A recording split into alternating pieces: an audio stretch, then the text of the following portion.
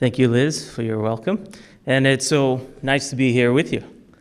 I was wondering, have any of you had an out-of-body experience or near-death experience ever? Quite a few. Have you had a psychic ability that you feel might have even saved your life, like a premonition or something like that? Yeah, I'm glad it did.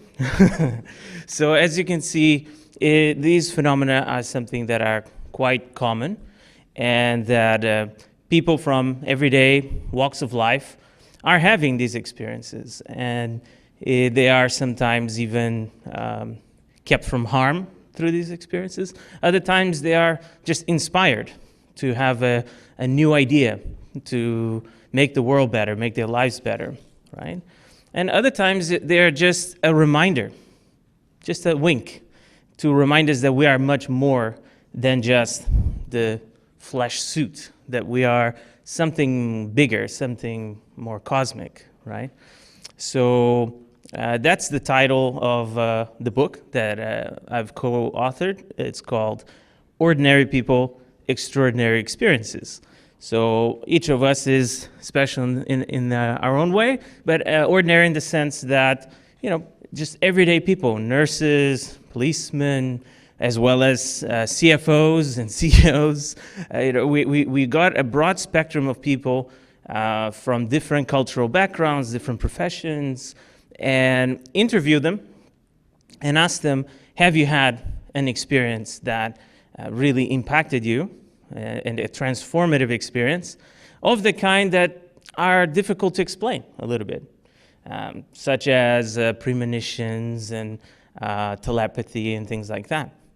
And it turned out that people from all walks of life have these experiences. They're fairly common, and they're very, very impactful. So this book is a sort of a collection of those experiences. And some of those experiences are my own, and as well as my co-author, Dr. Torben Riise. And the reason we got together to write this book, it's because we come from technical backgrounds. He is a seasoned professional in biotech, and I'm in electrical engineering, right? So we deal with very pragmatic things. We apply the laws of nature to create things that make the world better, right? Most of you have mobile phones and cars. You've taken medicine in your life. I mean, these are all things that have been created by engineering, biotech, and so on, right? But we are also interested in things that are harder to pinpoint or pin down. For example, life after death. That's not something you can look under the microscope very easily, right? Or our inner essence. That's very difficult to examine in a microscope. And to make a circuit or something like that. These are things that are inherently subjective, right? And they're harder to study scientifically. However, is it possible to take kind of the scientific rigor, the scientific spirit of questioning things, of not having any topics that are too holy to question, right? To bring that interrogation of nature into the things that are harder to see, that are harder to measure? Is it possible to bring in that scientific spirit into spirituality? And we thought, and we still do, we think that that's the case.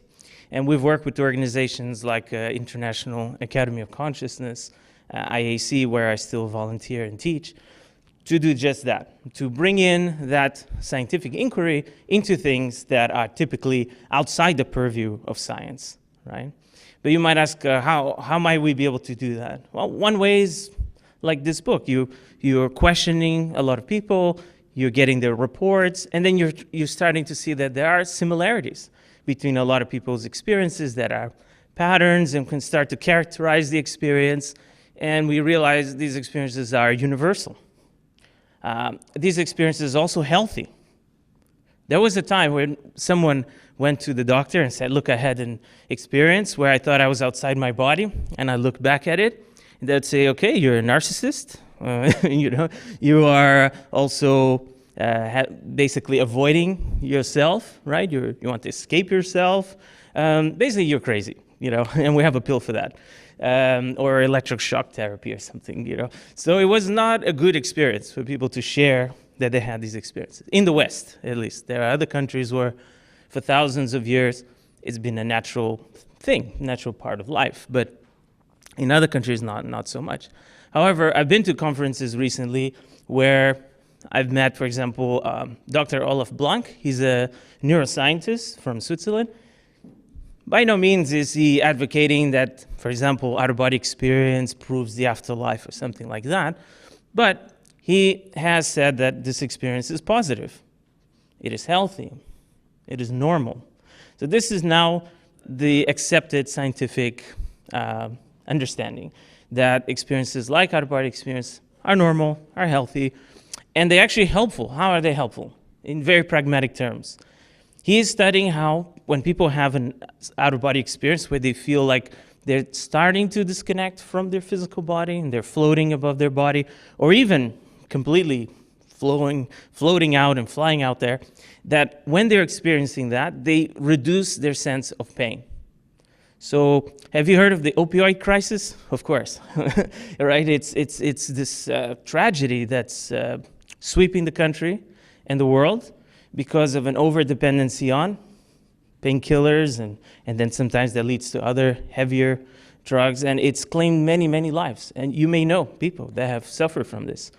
Now imagine if we start to prescribe more out-of-body experiences, meditation, yoga, right? All kinds of mindfulness practices, energy therapies, and so on, that will lessen the pain.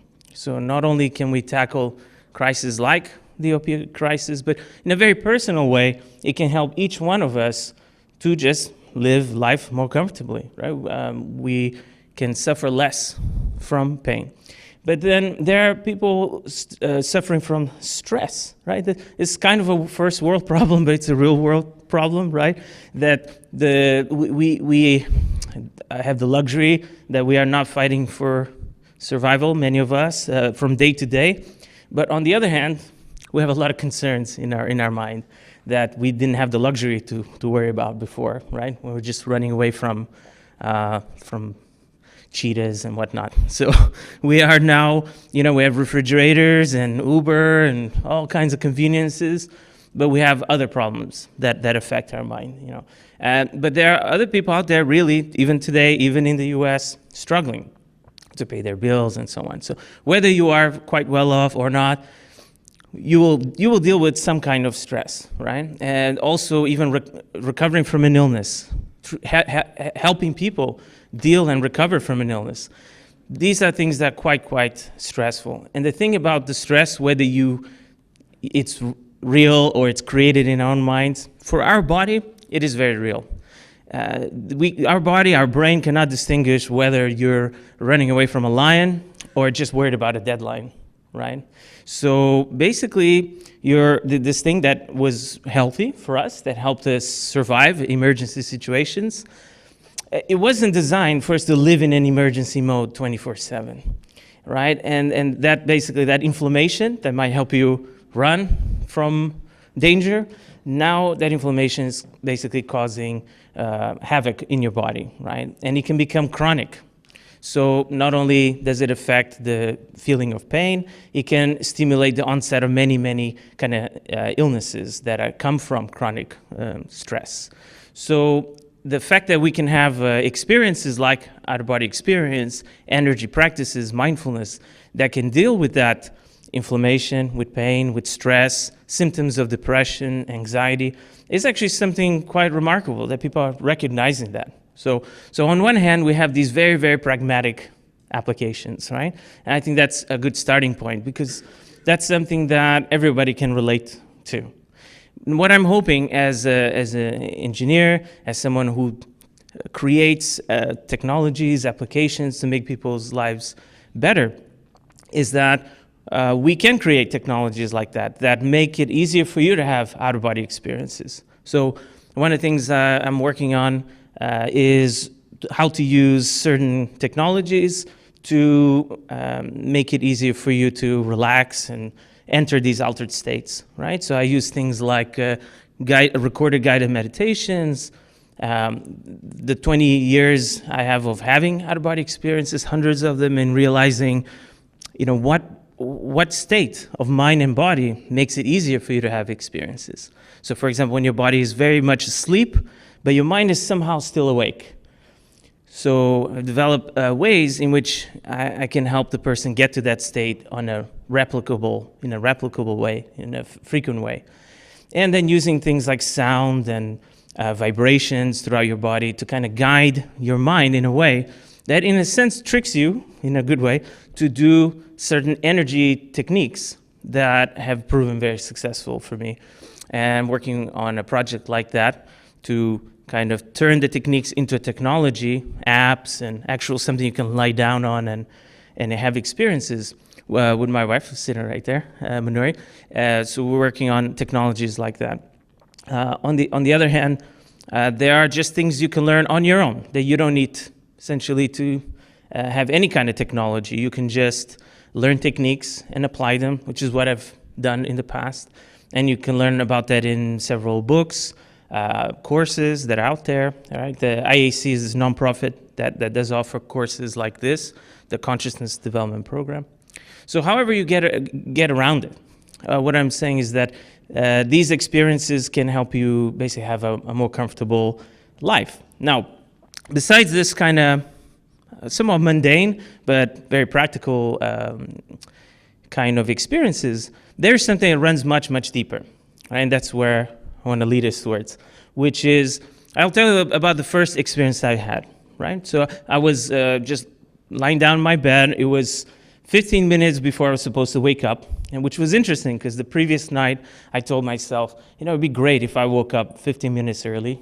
That way, maybe something will open up and I might have a chance to have some kind of experience. By that time, I had been trying for about 5 months, every single night. I put my mind into, tonight I will have an out-of-body experience. I just really wanted to know what it's like, right? And I tried persistently for 5 months. Sometimes I got so close, it hurt, because I was already floating up. I felt I was floating up, and then I was just falling short. Somehow I couldn't move from the body. Or it would feel like I'm sitting up, and then come back. Or I'm going out, and then somebody drops a pan, makes a loud sound. It startles me. I come back. So lots of false starts, partial experiences, which kept me going. It told me, okay, there's something here, I just need to persist. And about 5 months later, I did manage in that morning to have my first experience. So here I am. And the first thing I felt is just a sense of accomplishment and kind of joy. But by then I knew that if I got too excited, it would just end the experience and I'll come back. So I said, okay, I have to contain my excitement. Okay, very good, I'm out. Finally, let me put my mind on just exploring this space, this experience. And I thought of going to the living room. And before I knew it, I'm in the living room. So okay, I must have crossed the wall. I'm here. And one thing I noticed was that everything looked very sharp, like ultra HD, which was really remarkable for me because at that time, I was 16. I should have bought glasses. I should have gone to the eye doctor by that time, but I wasn't wearing glasses like I am now. So that experience actually made me decide, what, I really need to go to the eye doctor because I forgot what the world's supposed to look like really clear, everything's so sharp. And one thing I noticed was I looked at the horizon and I had these sliding doors in the apartment. I was in Fort Lauderdale and it was very green and lots of trees. And what I noticed is the trees seemed to have an energy, like a glow. And it's almost like they had chakras or energy points. And I was really fascinated. I wanted to have a closer look. So where things started going south is that I tried to slide the door instead of just going right through it. And it felt like once I did that, it just kind of spiraled down into more of a lucid dream, where I'm not really, it didn't feel real anymore. It just felt like now I'm just having a normal dream. And then I just woke up. I don't even know how it ended. But I had that moment, the first moment where I felt like I projected that I was out there.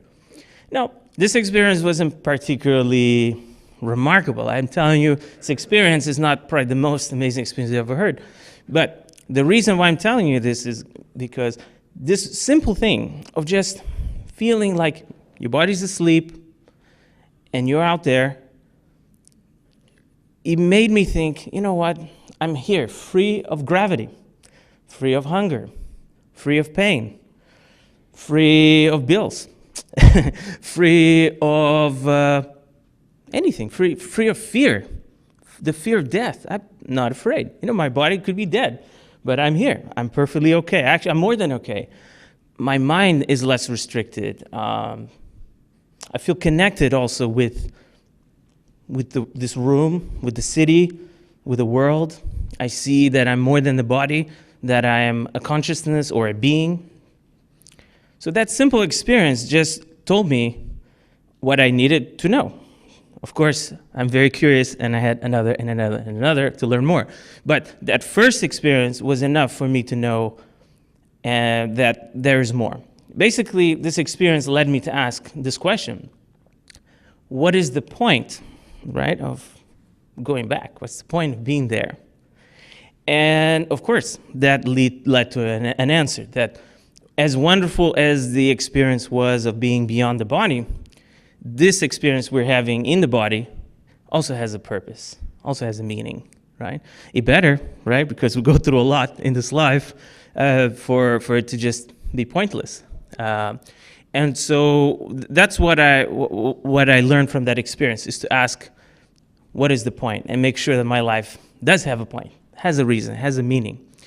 Later on, I learned about, for example, the Harvard study on health and happiness. And what I found there is that the number one kind of correlate of happiness and health, especially later in our life, is what? Healthy relationships, rich relationships, and a sense of purpose. And those two are interconnected. Also, there was a study by the Cleveland Clinic that pretty much said the same thing. People who volunteer, who mentor, they actually live longer. They are, on average, they are healthier and happier. They're more satisfied with themselves and with life. And this experience, this out-of-body experience, and all the experiences I've had since, have reinforced that point. When you have an experience with energy, for example, I've had wonderful experiences just using my energy system and trying to connect, for example, with a tree. And I don't know if you've ever had this experience of feeling like a tree is really a living being because it responds. I cannot discuss philosophy with the tree. Okay, I'm not saying this tree is equivalent in its complexity as a human being, but it's very much clear that this tree is living because it responds with energy, and it responds in a very individual way that another tree might not, right? Or it might choose not to respond, right? So each tree might respond in a different way.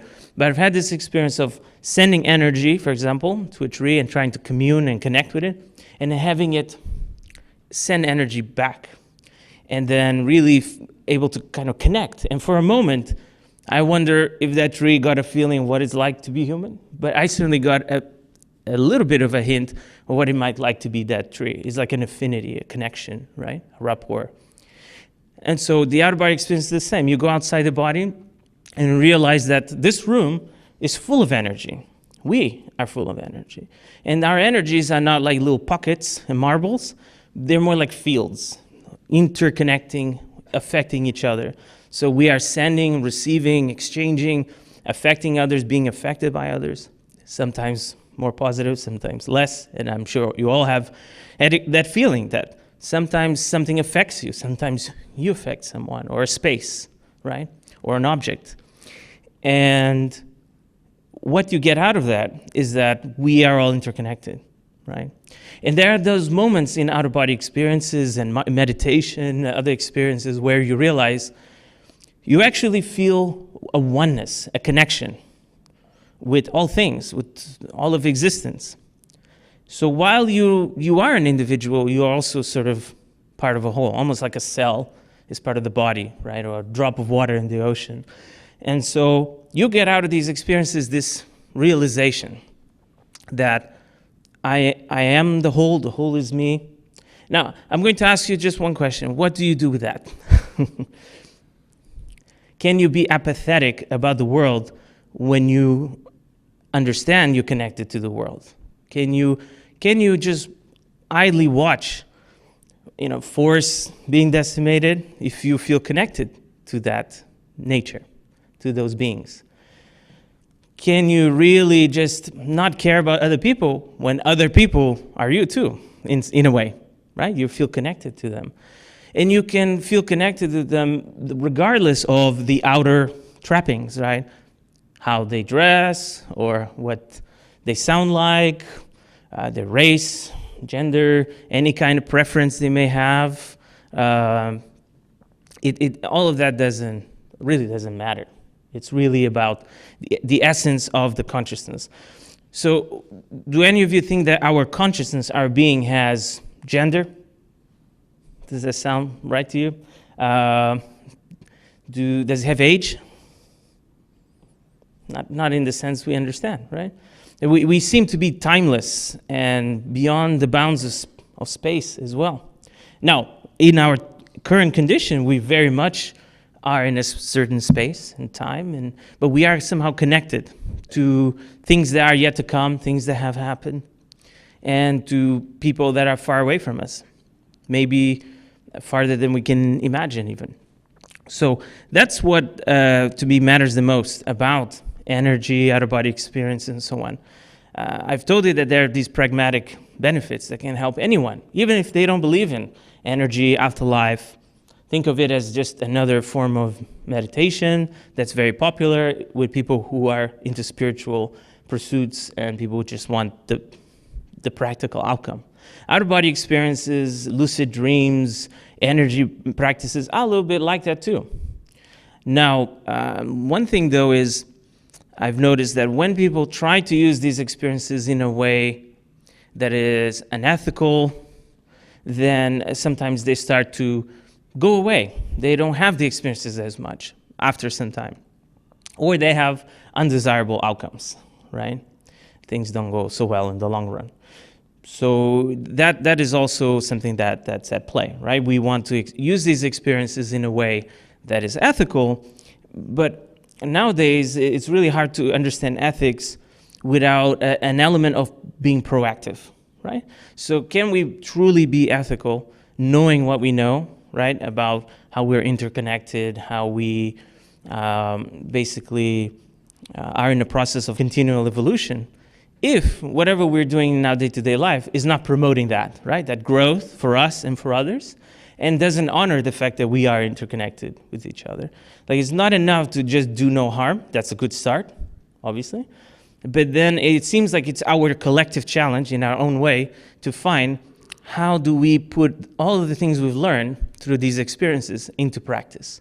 And I certainly have a lot of work to do there myself. So I'm not lecturing you from a pulpit. I'm at the same place. I'm trying to figure out myself every day how to improve, right? And as much as I've benefited and as much as I've grown from these experiences, it feels like I have a lot more to go, right? But I feel I have come a long way through these experiences in terms of becoming more mature and becoming more and more altruistic, right? But I look at other people and I see, okay, I still have a lot to learn, right? And especially the people that you can meet out there in these experiences. You have the ability to connect with beings, entities that are even more advanced, and they act as sort of guides for me, or mentors, or role models, if you will.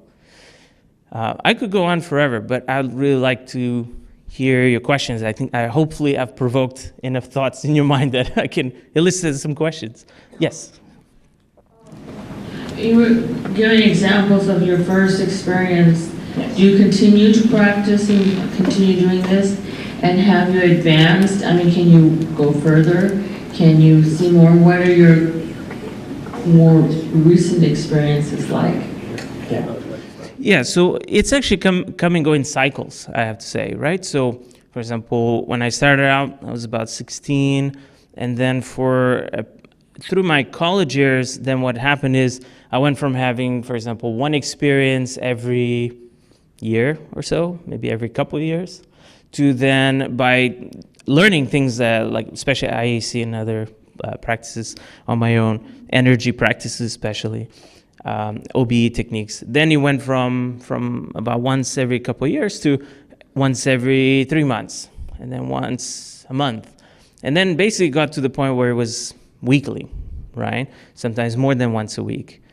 But an interesting thing happened, though, is that later on, in my professional years, and then also teaching and writing, so I started to dedicate more time to these external activities, right? So then the time for my own practice started getting cut short. And then what I noticed is that OBEs are not something like you turn on and then they're there for you at all times. So then it did dwindle, actually. So I started having fewer experiences. And then instead of having a lot of these provoked experiences, like the ones that you provoke by will, I would have some that are more like by invitation, right? Where you felt like someone came to get me and then take me for an experience. And usually it's to either help someone or to learn something, right? And then I directed more of my attention to developing my energy abilities, right? So I shifted attention from a lot of the OB, and then I went more for my energy practice. And I did find that my energy practice supported the OBE practice. But then the nature, the characteristics of the experiences they become more and more advanced, right? And then one of the more recent experiences that I've had, this was actually interesting. It was in a group setting. That was it's a course or a workshop, and I was with dozens of other people who were all lying down.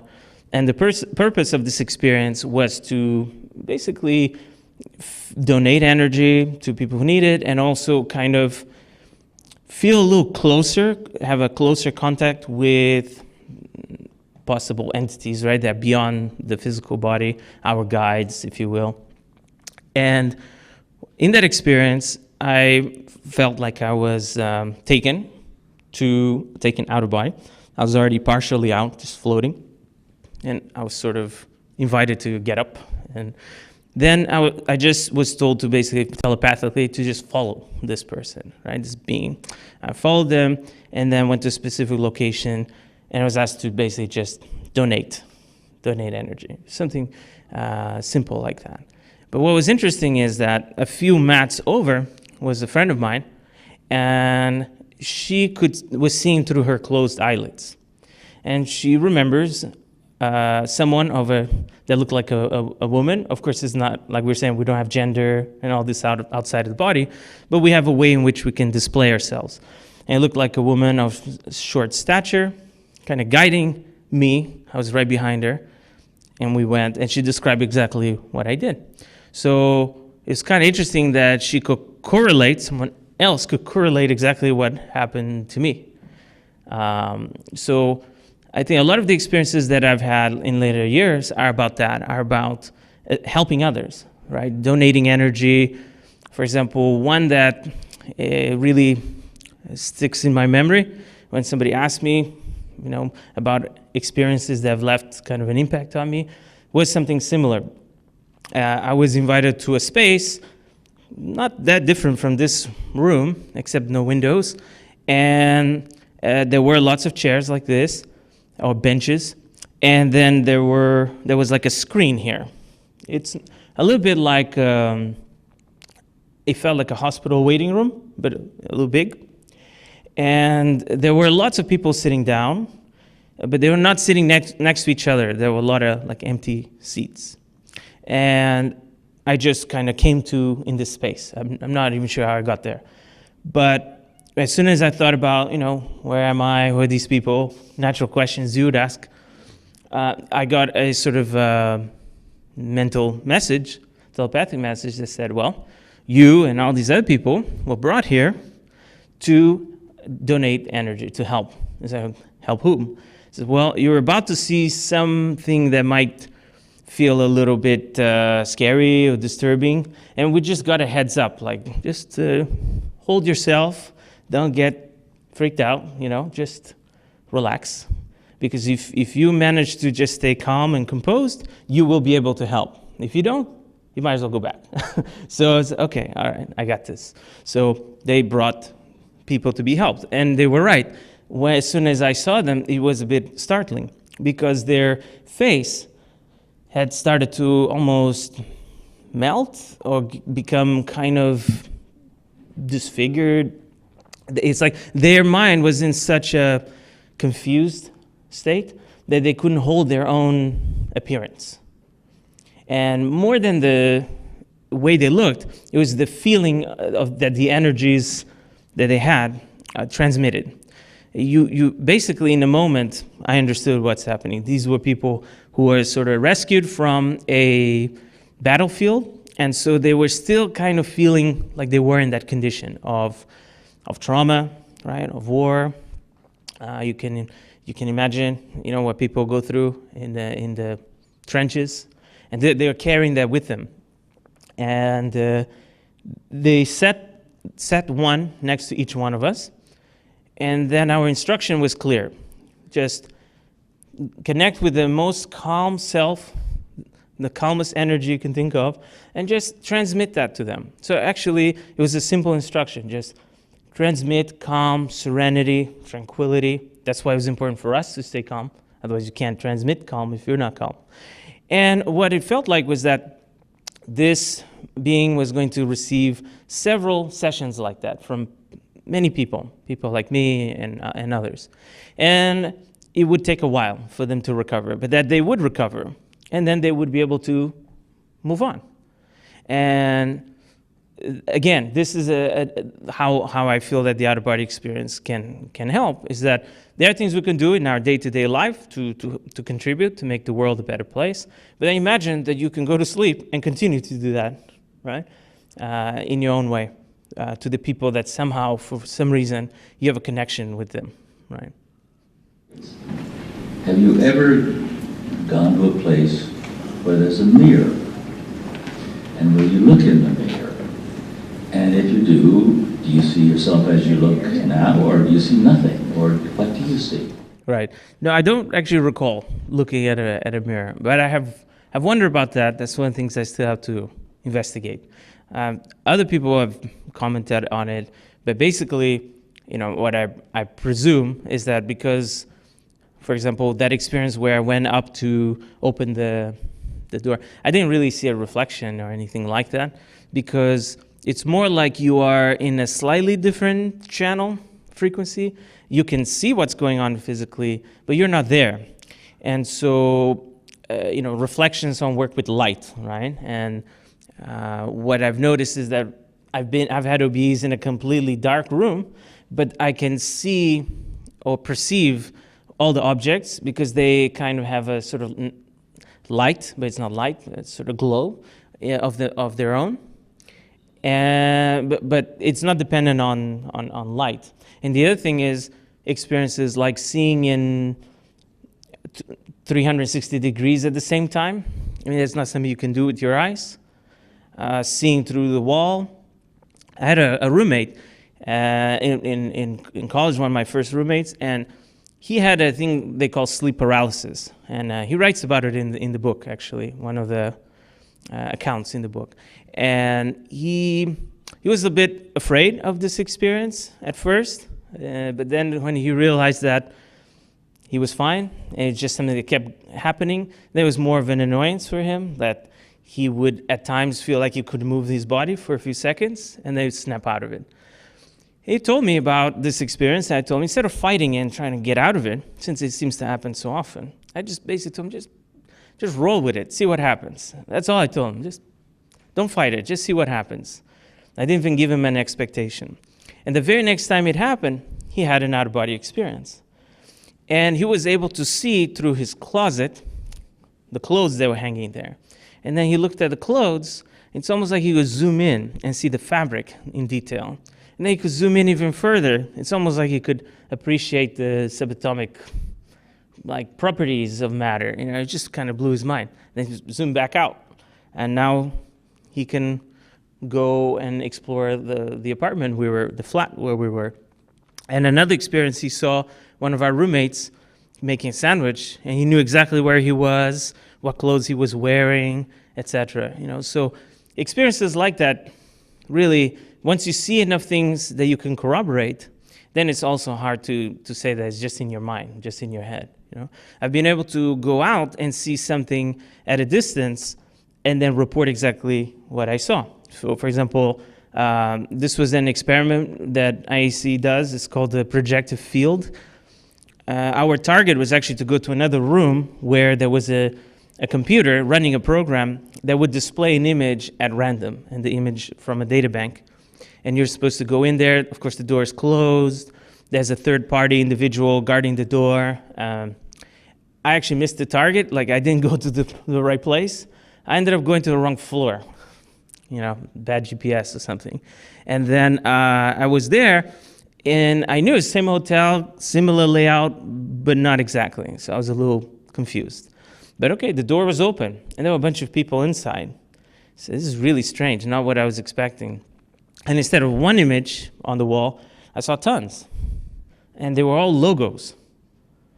I said, okay, they're logos. This I'm going to report.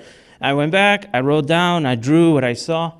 And then later on, they went to the front desk, the people running the experiment course, and they found out that exactly below the room where we were supposed to go, there was a logo expo going on that we had no way of knowing because we were holed up in our rooms in conference center. There were no signs talking about a logo expo, and everybody was really surprised. So it didn't really count towards the experiment because they were just focused on the images. But for me, it was really important, right? And I've had friends also tell me experiences that they've been able to corroborate. One was unfortunate or fortunate, depending which way you see it. Is a PhD student of economics from University of Florida, who was my another roommate. I end up with roommates having experiences somehow. And then he says, oh yeah, I've had one of those. I've had a couple of those in my day. And in fact, in one of them, I got out of the body and I thought, who do I want to see outside the body? I know, I'll go visit my girlfriend, right? That sounds nice. Go visit a loved one. Except he witnessed her engage in an activity that he didn't approve of with someone he did not approve of. He rushed there, confronted her, and could confirm. And so no more girlfriend, but he knows OBs are real. So this is a real story. So I'm not condoning the fact of using OBs to spy on anyone, but then again, that was not his intention. He generally just wanted to go and be with his girlfriend. But don't do anything. Say this. If you want to do naughty things, don't marry someone who has OBE. So, I'm always looking over my shoulder, even when she's not there. So, because she's psychic. And so he learned that lesson. Then there are bit simpler things, like, for example, I left the light on in the living room, and he went to bed upset. Oh, that guy, he left the lights on. Now I won't be able to sleep because the light comes under the door and is bothering him. So he went to sleep thinking, now I'm going to have to get up and turn off that light because that guy didn't turn off the light. Well, he did get up, but out of the body. And he realized that halfway because, again, things look different. He was looking at this map I had on the wall, and he's just, wow, wait a second, I'm out of the body. But he got excited, boom, came back. So, this has been my college experience was like that. Whoever I had roommates with, they ended up having OBs. Like this, another apartment. This guy's just lying on the couch, not the couch, like a recliner. Then his back went through the recliner. He went up through the roof and came back and was excited to tell me. So if you want to have OBs, just be my roommate. But too bad, I'm taking. So this is also actually interesting. Like whatever you're interested in, whatever you do, you probably do share that, right?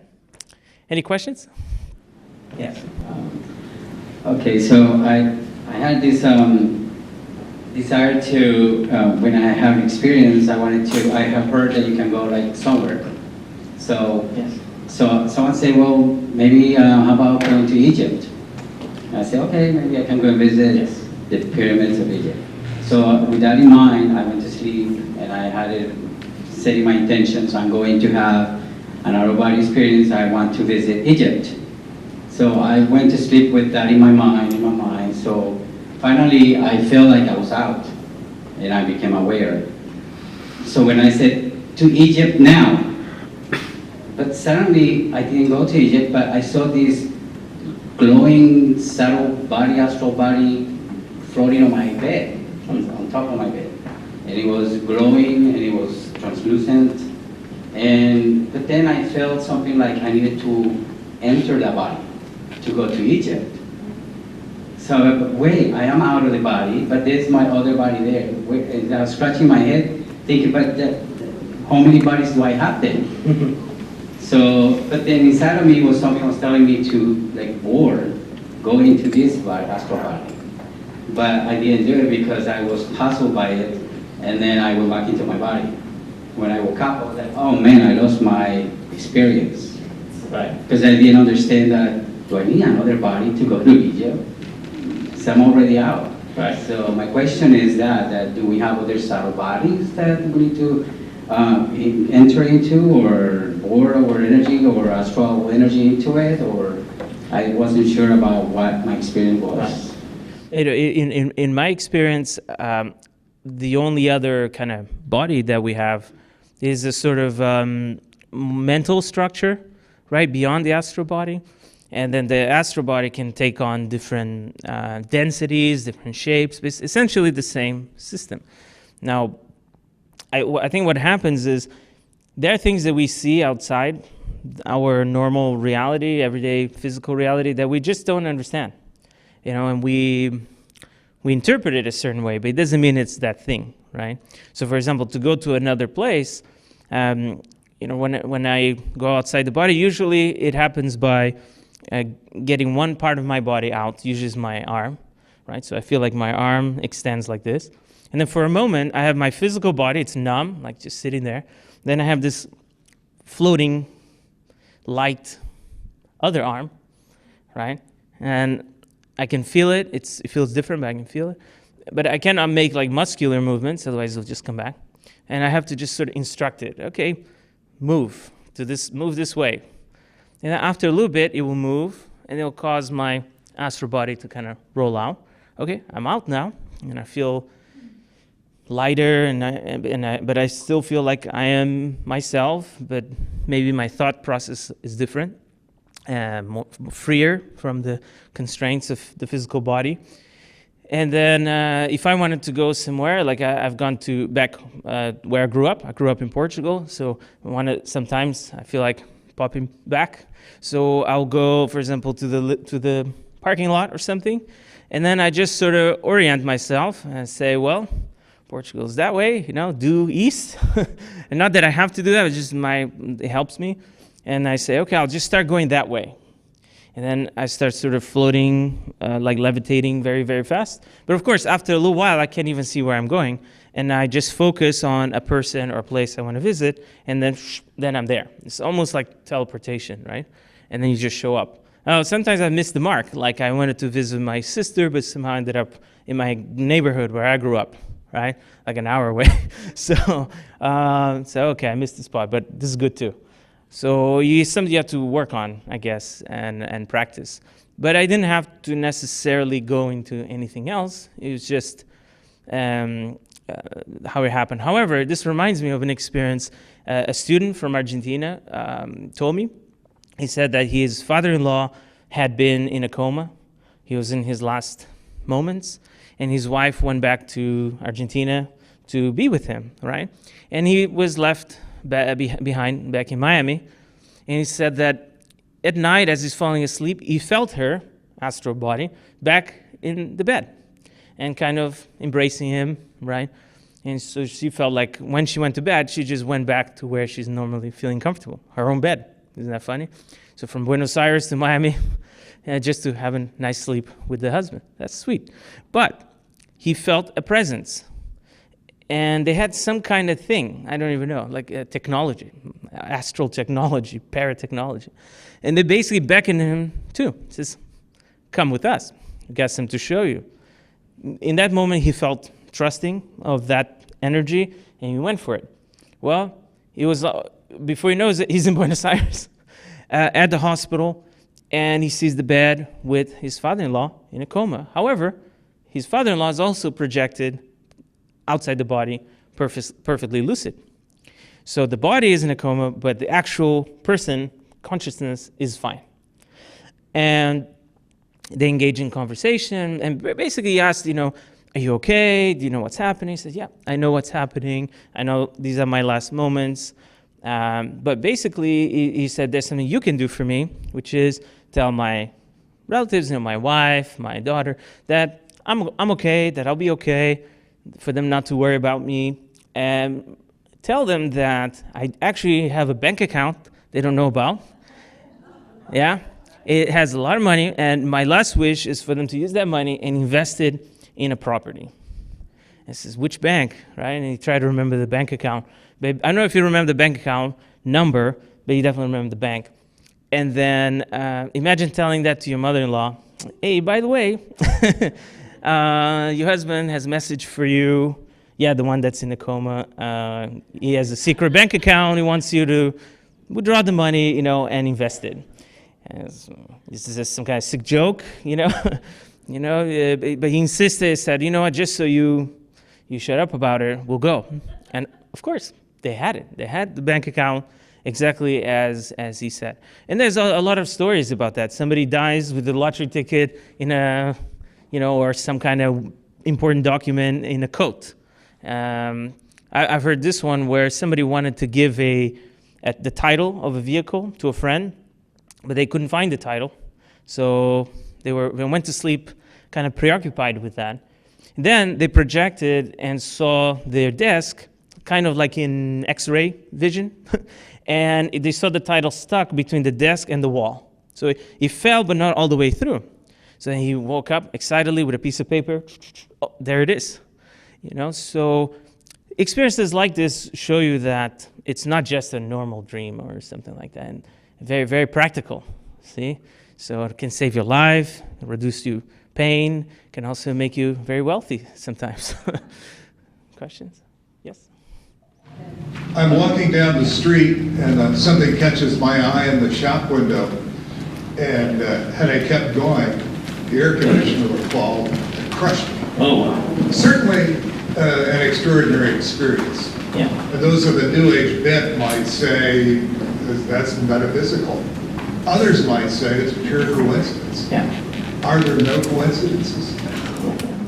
So I, as an engineer, as a person of science, I would say that there are coincidences. In other words, there is randomness in the world. The world is built on processes that are by nature random, right? So, for example, if you look at the quantum level, everything is about probability, right? Your nerve, your brain is based on neural processes, cellular processes that are to some extent random, and every piece of technology you have runs on processes that are basically at its fundamental somewhat random.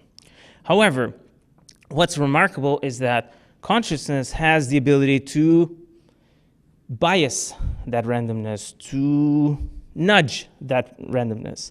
Have you heard of the PAIR laboratory in Princeton? Right, the Princeton Engineering Anomalies Research Lab. Now it's called ICRL. It's no longer at Princeton, but they were there for 30 years. Dr. Robert John, Brenda Dunn, Roger Nelson, York Doybens, a lot of people worked there. They're physicists, engineers, psychologists, right?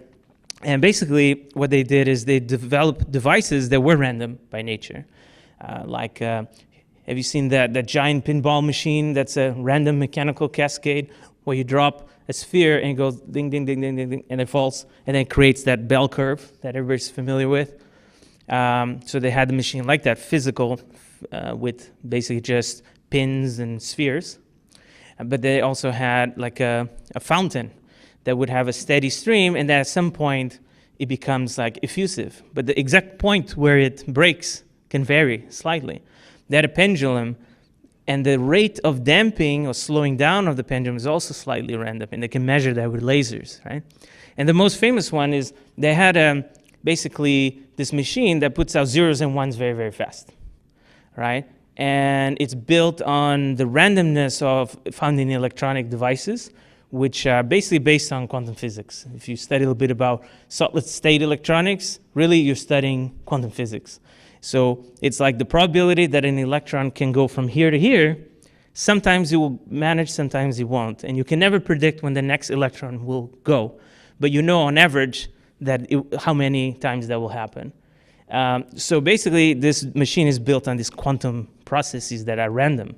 However, what they found is that if the machine is left by itself, it will put out approximately the same number of zeros and ones, right? As you'd expect. It's like a fair coin. You flip it 1,000,000 times, right? You get 500,000 zeros, 500,000 ones. But would it be weird if, for example, you flip a coin 100 times and you always get 50, what do you call the heads and tails, right? I had a Portuguese moment there, sorry. So yeah, heads and tails. So if you got always 50 heads and 50 tails, that would be a strange coin, right? Because sometimes you get 49, sometimes you get 53, right? But it wouldn't always be 50-50. But on average, it would be 50-50. Does that make sense? So the fact that sometimes you get 60 heads and only 40 tails is not extraordinary. Yeah, it will happen sometimes. But if it happens too many times, then it's strange. Does that make sense? So this machine then would put out zeros and ones, and if you left it running, it would have that normal curve of distribution. It's normal. But then you ask a person to sit in front of it and kind of ask and commune with the machine, create rapport, and say, hey, give me more ones. Or if it was the pin falling, the ball falling through the pins, go to the right more instead of to the left or the middle. And what will happen is that over the course of accumulating lots of data, there was a shift. So the people asking for a shift, on average, altogether, got a significant shift. So it's not the same as like, let's levitate this chair, but you're affecting probability at this like quantum level, right, at the subatomic level. And what's interesting is that slight shifts can compound to big shifts. Now, isn't that the basis of, for example, biology? So I published in this book with this team from Princeton, and it's basically about being and biology is the name of the book. So it's because it's exploring how consciousness interfaces with the body. And one of the things that is explored is if consciousness is able to take a random process that puts out random zeros and ones and can make more ones come out sometimes or more zeros, can't it cause a mutation that helps a rat, a mouse in the desert to blend in with the surroundings so that it doesn't get eaten by the eagle? It doesn't know anything about genetics, but it knows it wants to survive. It doesn't want to get eaten, right? And its will to want to survive might cause a certain outcome, future outcome that's favorable to it. So this is some, possible idea. So you might not have known that thing was going to fall, but you certainly want to live to see the next day. And your desire to continue to live might have guided you in a path that avoided the accident, right? That's one possibility. Just you following the laws of nature, right? On the other hand, you could have had an inspiration. Maybe one of those mentors or guides whispers something in your ear, hey, isn't that interesting over there? And you went, and it guided you away from danger. That's also possible. Or it was random. That's also true. So I think we have to have the sophistication to understand that sometimes we're lucky, sometimes we're unlucky, but sometimes it's neither. Sometimes there is a real effect of consciousness happening. It's hard to tell sometimes which is which, though, right? But the thing is this. So if we know that we're rolling dice, because the world is built on randomness, but if you know you can bias the dice in your favor, you might as well do that, right? As long as you're not cheating someone else. Make sense? Yes. Just to ask one question on what you were just saying, and then my question. That sounds a lot like the FX prayer. Yeah, so when you put out a wish, a prayer, an intention, especially if you do it in a way that connects with energy, right? It's really very much powerful and intentional, that like you feel like that can really happen, that you connect with this idea that you can make things slightly change, right?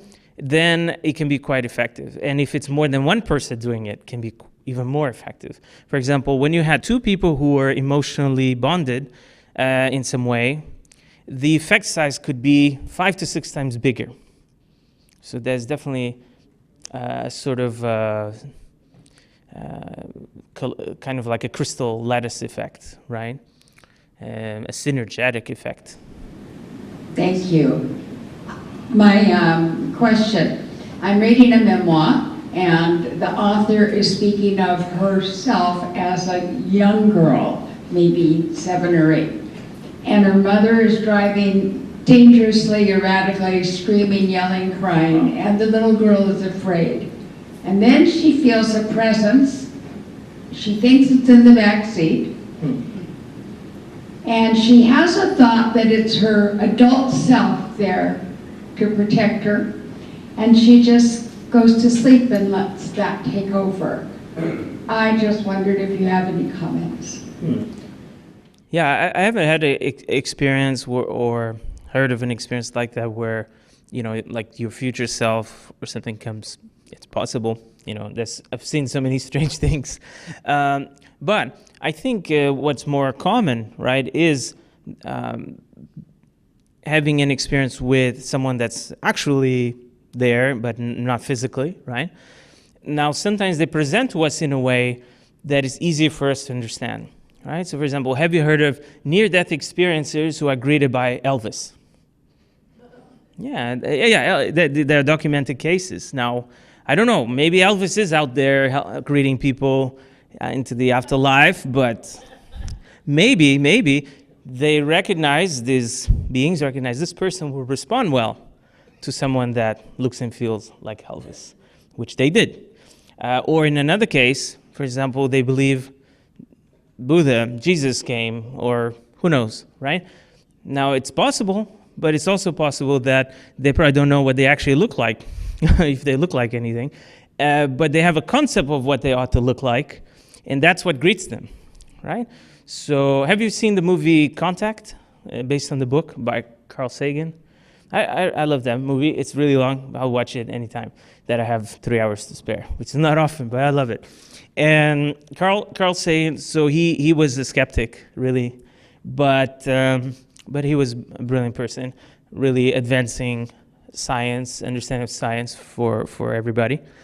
But there was an interesting thing in the movie, which I don't know if it's in the book, but in the movie, this alien is trying to present itself to the scientist, and it presents itself in a form that's familiar to the scientist, and this is so that they could have some kind of rapport, knowing that if it presented itself in its real form, it might actually confuse or scare the scientist, right? So at that moment, I thought of this sort of thing where I feel like we are greeted in the way sometimes that is most suitable to have a good communication. It's not so much what they look like or the first thing that comes to our mind. We're also sometimes just we interpret the unknown with the reference of things that we know about. And it's not necessarily the ultimate nature of the thing, it's just our best understanding at that moment. So the short answer is I don't know, but I hope that helps. I had a question about astral projection and what is the silver cord everybody talks about. Well, the silver cord is probably not silver. It's probably not cord. And a lot of people don't even agree if it exists at all, right? And so for me, this is the experience I have with silver cord. This is one of the first experiences I had was kind of sitting up outside the body on my bed and feeling like something had pressed me into that position. So I kind of, with my astral arm, reached back and examined. It reminded me of like tree branches, you know, like kind of like filaments, but thick. And it felt like a biological, real thing. So okay, there's something that is an intermediary between the physical body and this other body. And it is used to transmit energy and information back and forth. However, I've had other experiences where I don't see or feel any of it. So I think when you're very close to the body, it's probably something that's more objective. But once you are far from the body, it's more like the field that you have between your remote and the TV. You don't see anything. But there's certainly something exchanging data there and energy. So it's more, I think, more of, in those terms, more of a field, more like a data link, right? That like a wire, like Bluetooth, than an actual cord. And it's important to know that because it's not a cord, it cannot just be cut. Because it's not silver necessarily. It's just a name. You know, maybe somebody saw it and interpreted it as silver, and then it went on that way. So it's more of a nickname than anything else. But we also know that when the connection is severed, eventually, right, that it means that you're not probably going to come back. Not to that body. Maybe another one. I a couple of years ago, took your weekend course up at the Institute, and it was very interesting experience, and I feel like one of the side effects that I got out of it is I felt as though I became not clairvoyant, but a lot more perceptive and a lot more in touch. I felt as though I could call on loved ones who passed away for advice that were not experiences I had before. Because I have an out-of-body experience every time I have to deal with one of my brothers. So I have a hard time separating things on my own, and I find that part very useful. But I don't know if I would explain that as out-of-body experiences. Thank you. Thanks. I'm glad that you enjoyed the course, the Consciousness Development Program at IAC, and that you're getting a good result out of it. Now, what I can say is that I noticed when I was just in high school with my friends, it was me, a Brazilian friend, a guy from Taiwan, and you know, every day we come to school, lunchtime. That was the number one topic of conversation was, okay, did you try something last night? Did you have an experience? So we had like an out-of-body club, but it was not just out-of-body. We studied energy, all kinds of stuff. So it's more like a consciousness practices club. And it later became a real club, a consciousness club in Nova High School in Fort Lauderdale. And basically what we've found is that as we began having out-of-body experiences, other phenomena started to unfold. So this goes back to something I talk about in the book, which is the fact that all these experiences are interconnected, right? So if you have several vehicles, and one of those vehicles is this energy body, of which the silver cord would be a part of, in a conceptual way, then if this energy is in a good state, then information can flow back and forth. You're also less bottled into the body, and your energy can expand. And information can flow back and forth between the bodies and also with your environment, right? And so you are able to start to have more experiences. For me, it's like you grow up and nobody tells you about energies and out-of-body experiences for the most part, right? Unless you have really cool parents that know about this stuff. right? They're cool, but not in this area, right? Most likely. So they just tell, go to sleep, I'll see you tomorrow, have sweet dreams or something. They don't tell you, hey, let's go hang out, let's go to Bali, projected or something. They don't tell you that. And they don't tell you about chakras and energy and how to move your energy and all of this stuff. But some kids are lucky, but most of us are not. So you are able to have an out-of-body experience, and now the system that's been kind of rusty and stuck gets unblocked a little bit. And each time you have an out-of-body experience and move energies, it's getting more unblocked, more unblocked. And now the information that was there, but you could not grasp, now you can get it. And so what you find is that when you learn energy and OBs, you're also developing your psychic abilities. And when you develop your energies, you're developing your OBs and so forth. So my friend from Taiwan, his mother would be an investor, trade stocks. And what happened was she was just doing her thing, and her son, who's my friend, told her, you should sell Yahoo stock. What do you know? You're just some kid, you don't know anything. They says, look, I had this experience, and since I've had this experience, I've just figured things that are going to happen. Like the other day, I was sitting with my friend, and I guessed the next 4 numbers coming out in the lottery. Like this friend was really shocked. Like how could you predict 4 numbers in a row? He had misplaced something, and then he had an image of where they were in a weird place, and it was exactly there. So he's like, look, I just have this feeling. You should sell Yahoo. No, she ignored him.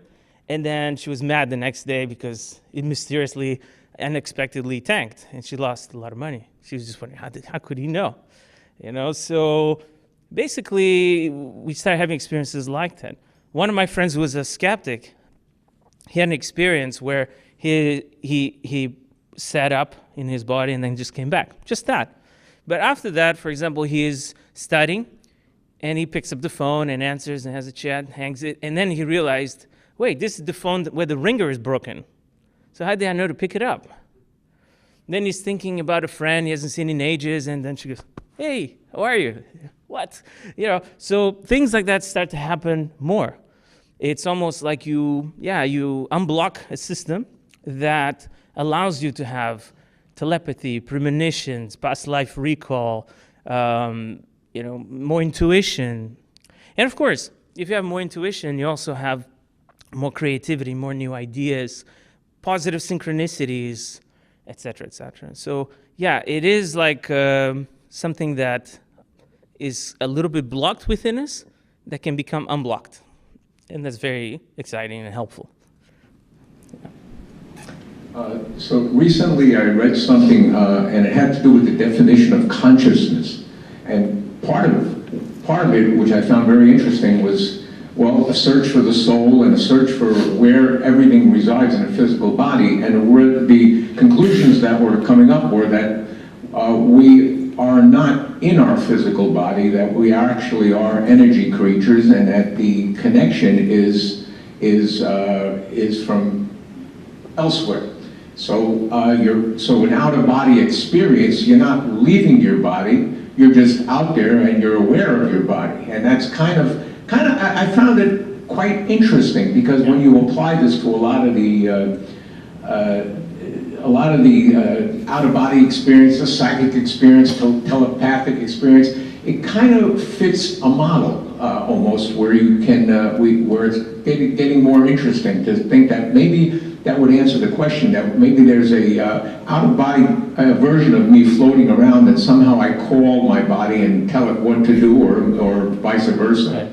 Yeah, I talk about a little bit the theory in my book too. I start just with experiences, because I think experiences is what really is going to change your life, right?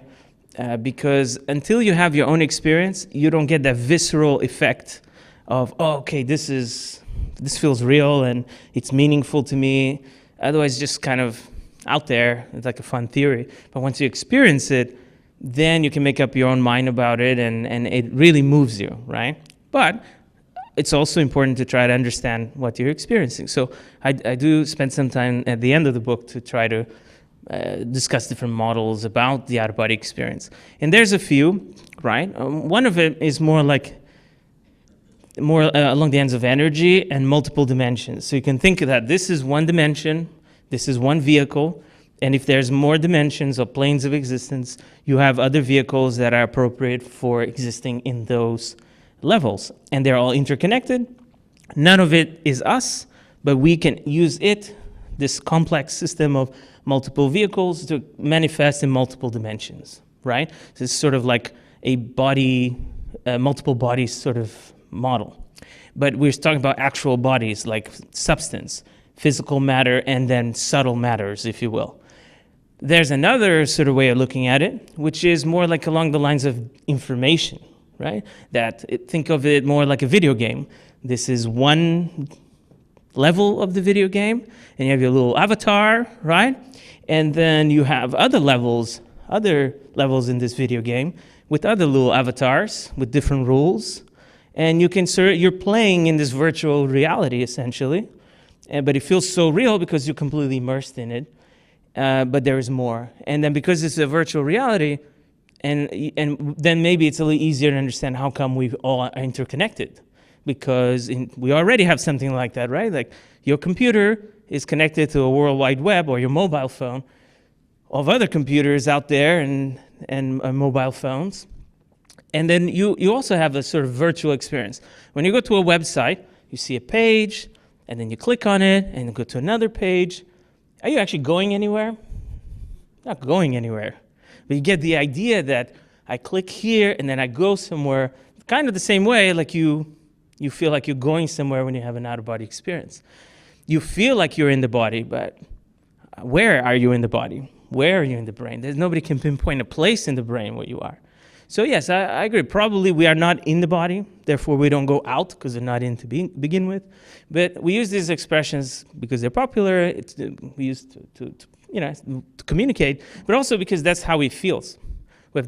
We might not be in the body, but we have the perception that we're in the body. We might not go out, but we have the perception that we go out.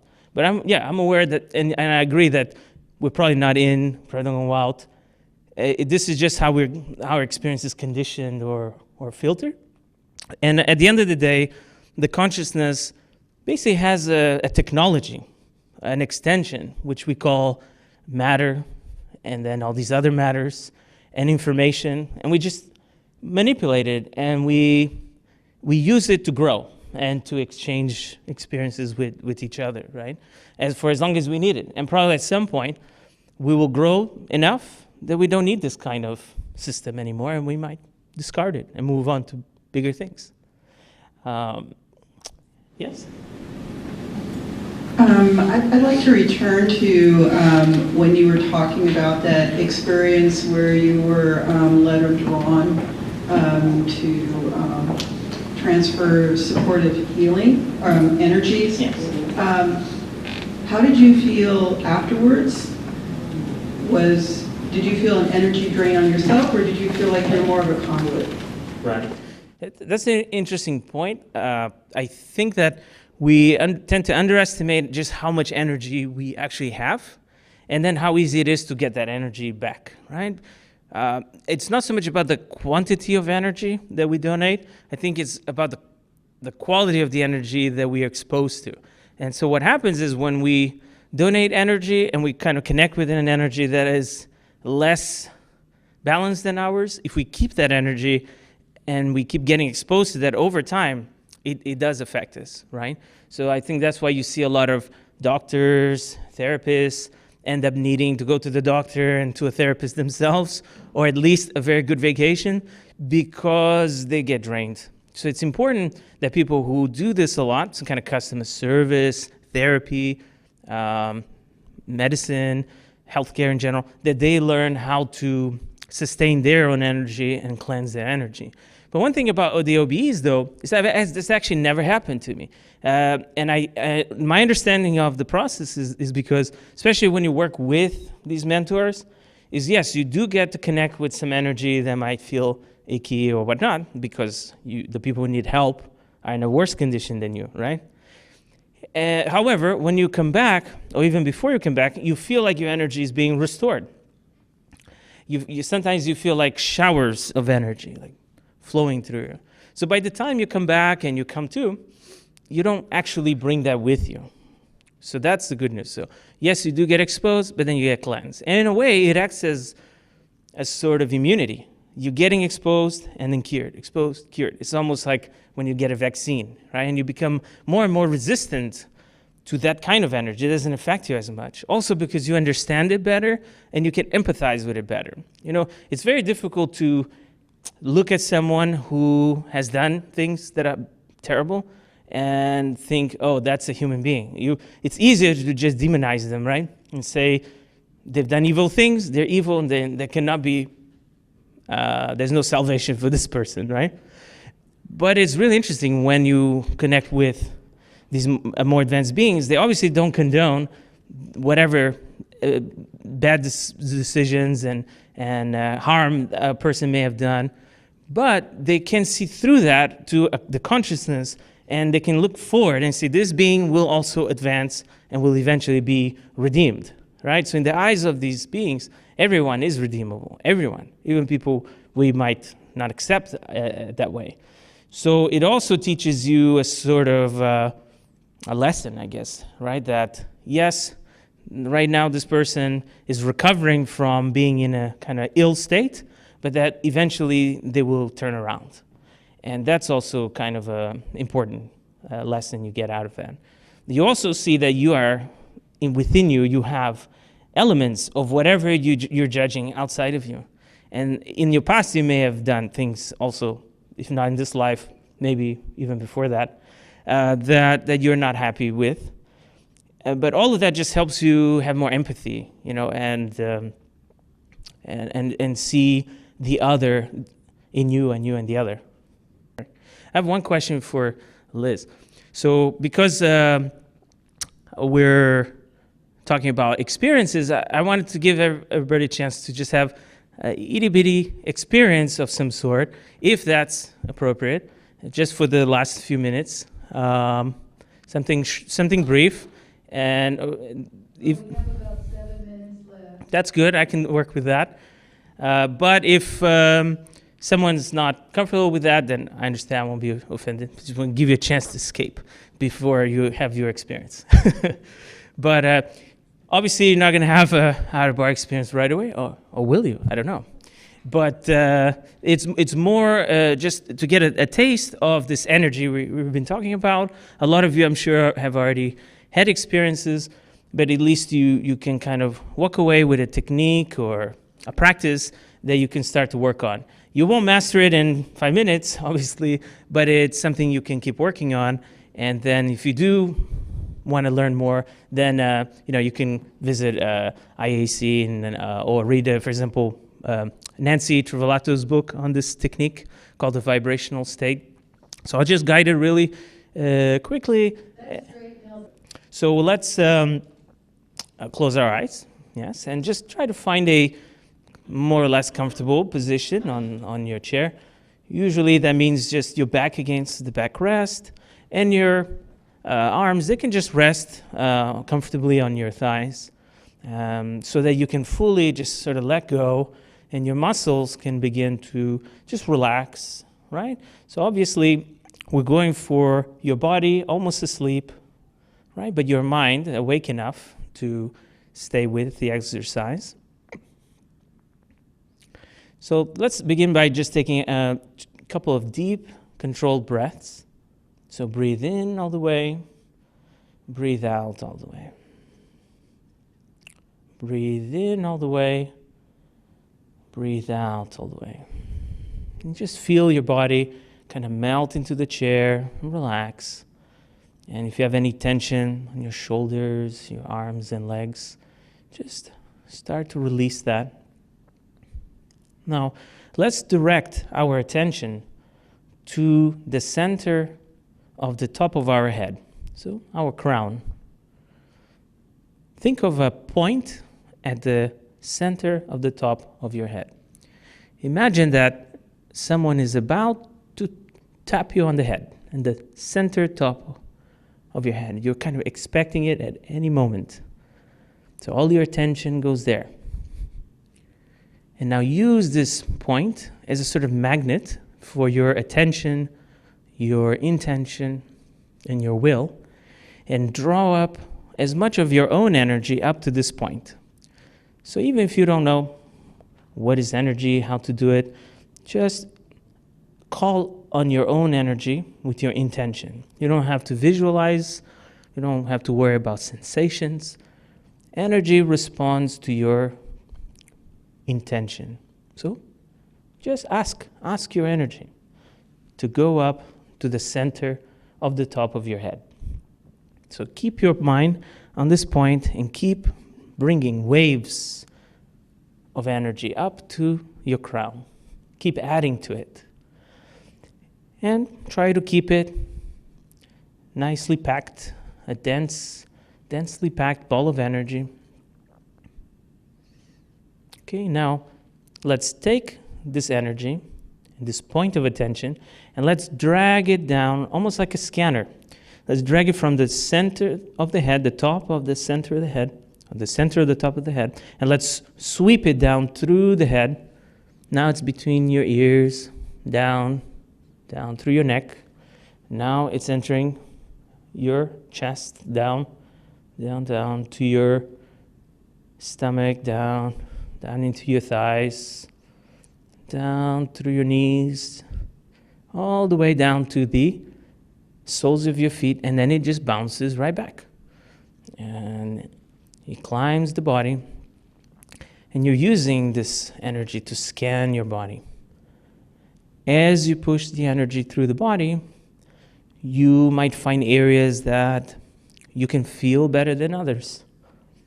You might find some areas are resisting the energy, and just push right through. Just observe the energy and guide the energy, actively guide it back and forth. And as you move this accumulation of energy, keep adding to it. Keep adding more and more energy to it. So this growing, sweeping energy is moving back and forth. See if you notice any sensation.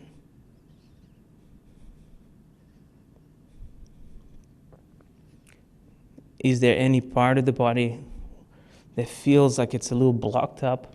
So maybe you can just push through this blockage back and forth. Now, if you feel comfortable with this movement, maybe you can crank it up a notch a little bit and just gradually, without any sudden changes, gradually increase the speed and intensity of this oscillation back and forth. All the way to the top of the head, through the body, all the way down to the soles, back and forth.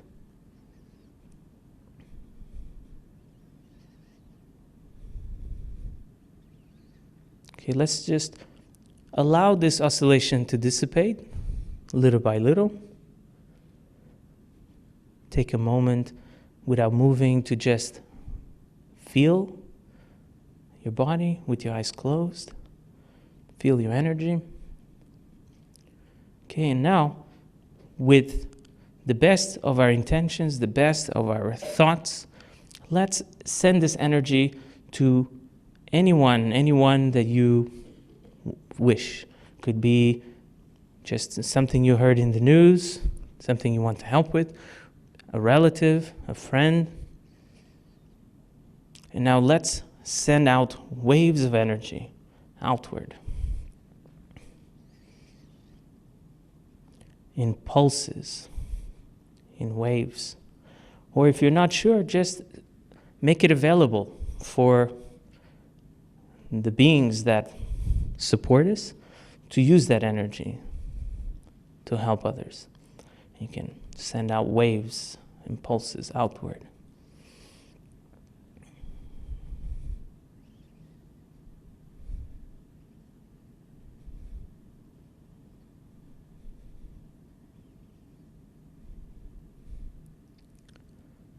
And finally, let's think of the ocean that we have here nearby. Let's think of the trees and the hills, the ground, the sun, all these natural energy sources. You can pick one or think of it all collectively and bring in this energy into the soles of your feet and up through the body, through every pore, every cell, every energy point. And let's revitalize ourselves.